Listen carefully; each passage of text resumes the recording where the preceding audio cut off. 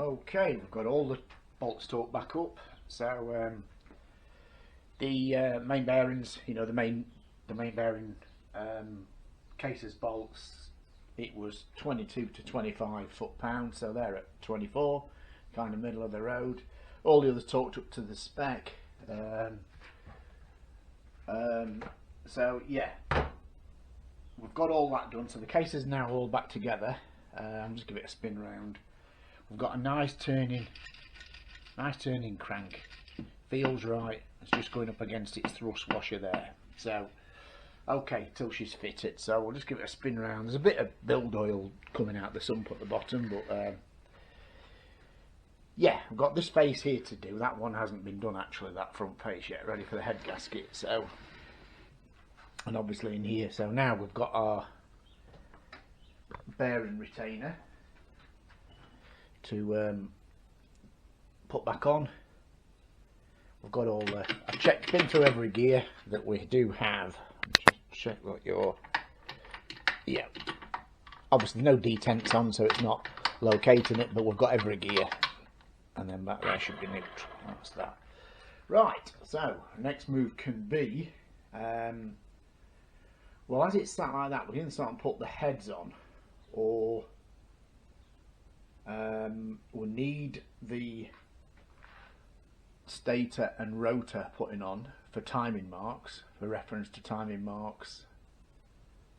I think what I'll probably do next is, in fact, to be honest, because it's leaking out build oil, so I think what I'll do, I think going forward for me the best policy is to put some oil pump, primary drive, so I think we'll proceed to do that. So let's get set up to do that, so just give me a minute.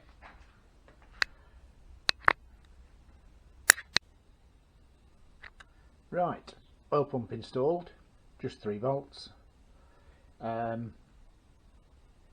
So it leaves us the shaft now to be able to fit our water pump onto this shaft, and obviously we can assemble the little sprocket and chain from the primary drive back of the clutch, so that side of it can all be built. Can't go much further in here because I've got to install the pistons, and I've got a new piston ring compressor tool coming. I'm going to wait for that. I'm going to give that a go and probably a little bit of a review on it.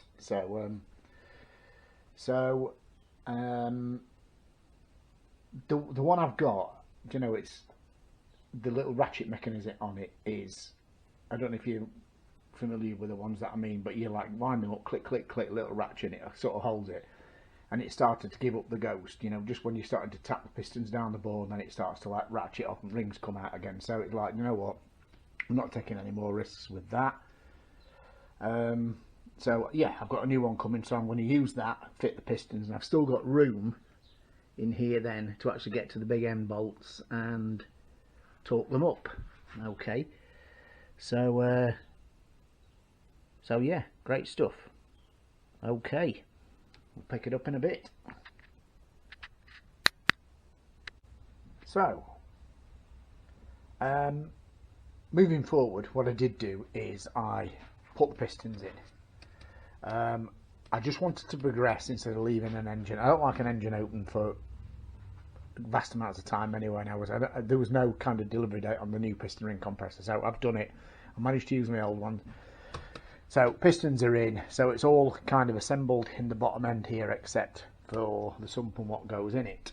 So we are we're at a point with a water pump. Now, as you can see, the water pump has that sort of forked end there, which corresponds with that opening there. So if we get this in the right plane, so to speak, he should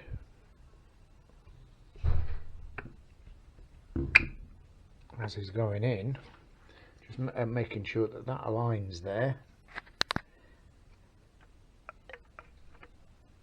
As you can see there, and that's pretty much,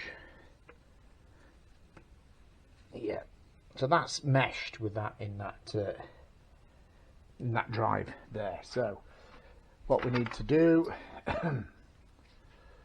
we've got an Allen bolt there and an Allen bolt there.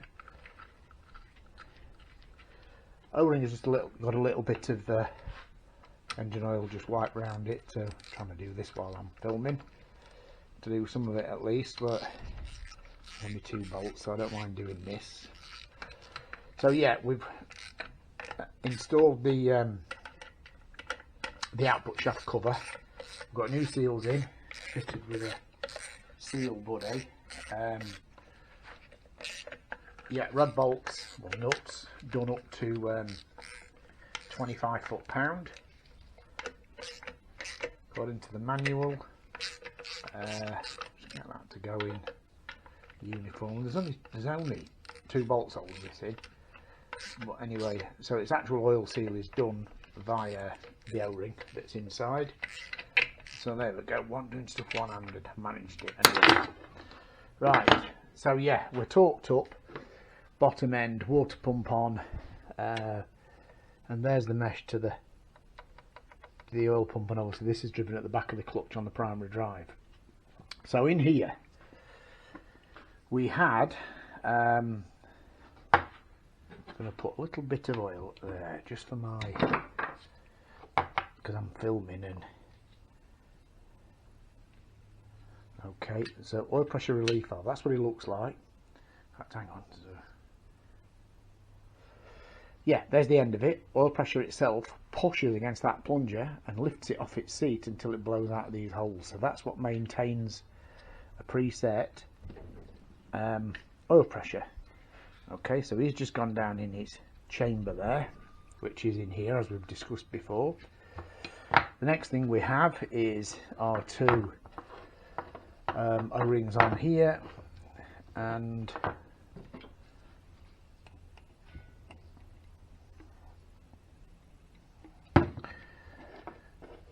then this is the delivery pipe from the oil pump into the engine's cases and the beginning of the oil circuit. So it doesn't matter which way around that goes, it's held in by the sump. And there we go, and that's it. So again, out the sump, pressurised oil into this chamber, controlled by the oil pressure relief valve, into the filter, out of the filter, up the centre, into this gallery here, down to all the main bearings and the big ends, and splash fed back out. The only other side of it is this little side that comes to comes into this cover that we mentioned before, which ultimately is the feed for the cams. We're potentially going to do away with that. You can see new gasket in here, all finished already. So it's ready for sump pan on, the strainer in, obviously sump pan on, and flip it upside down. Then it's pretty much ready for heads and valve timing. Okay, catch you in a bit.